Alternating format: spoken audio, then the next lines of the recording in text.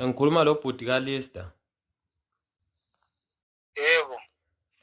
uLista ungathi ungusisi obevakatshile la eGoli besibotshwe sonke somna semphumile. Ngicine ngiphuma ngokubhadala manje nakusadingeka imali engange-500 rand ukuthi akhitshwe. Manje engasaphumanga kusasa ekuseni ngabo 11 baye ekhoti and ekhoti angeke saphuma.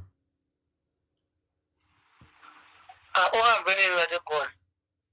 Mina ngingakutshela amanga bhuti anginalwazi olukhulu ngoba ngumuntu esihlangane esibotshwe sonke.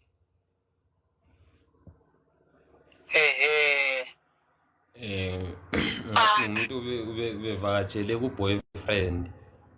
Manje i-boyfriend yakhona nasizamile ukuthi ifonele yakhalakhala ngezimali lapha. Base sithi ngcono ngaphuma naphana nizama ukumfonelela ubhuti wakhe. Usisi wakhe naye sizamile ukumfonela ifoni wangayibamba. Manje mina angazi ukuthi ngingenza njani manje.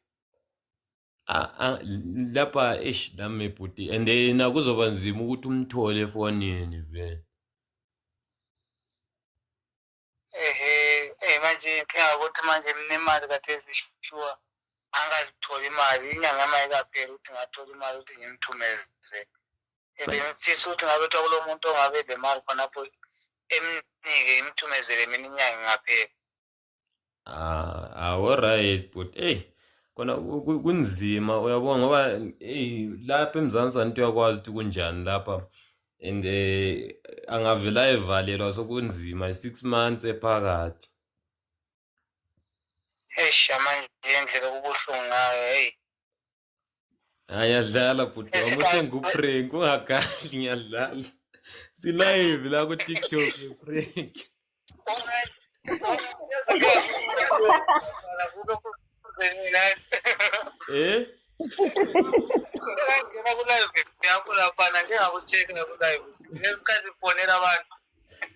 Hayi prank.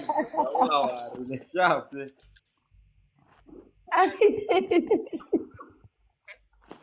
Ahora